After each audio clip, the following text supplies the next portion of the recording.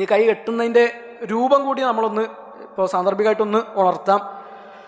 3 നിലയിലാണ് നബി സല്ലല്ലാഹു അലൈഹി വസല്ലമയിൽ നിന്ന് കൈ കെട്ടുന്ന രൂപം വന്നിട്ടുള്ളത്. 3 രീതി. ആ രീതിയിലാണ് നമ്മൾ കൈ കെട്ടേണ്ടത്. ഇടത് കൈയിൻ്റെ മുകളിൽ വലത് കൈ വെക്കുക, നെഞ്ചത്ത് വെക്കുക. അതിൽ ഒരു രൂപം 2 കൈപ്പത്തികളുടെ മുകളിൽ വെക്കുക എന്നുള്ളതാണ്. ഇടത് കൈ ആ കൈപ്പത്തിയുടെ മുകളിൽ, വലത് കൈ വെക്കുക.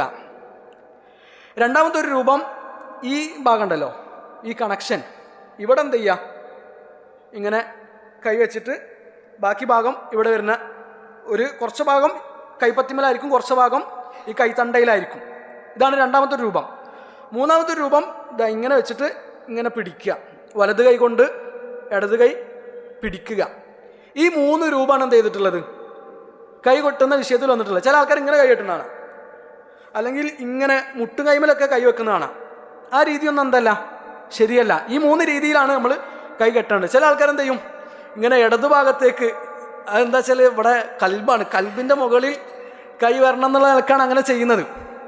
അപ്പോൾ അതൊന്നും ശരിയായ രീതിയല്ല, അതൊന്നും നബിയിൽ നിന്ന് വന്നിട്ടില്ല. നബി സല്ലല്ലാഹു അലൈഹി വസല്ലമയോ സഹാബിമാരോ ഇമാമാരോ ഒന്നും അങ്ങനെ ഒരു വശത്തേക്ക് ഇടതു വശത്തേക്ക് ഇങ്ങനെ ചേർത്തിട്ട് കൽബിൻ്റെ മുകളിലാകണം എന്ന് പറഞ്ഞിട്ട് ഇങ്ങോട്ടൊന്നും കൈ വെച്ചിട്ടില്ല. ഈ 3 രൂപത്തിലാണ് നമ്മൾ കൈ കെട്ടേണ്ടത്. അങ്ങനെ നിസ്കാരത്തിൽ കൈ കെട്ടുക എന്നുള്ളത് സുന്നത്താണ്.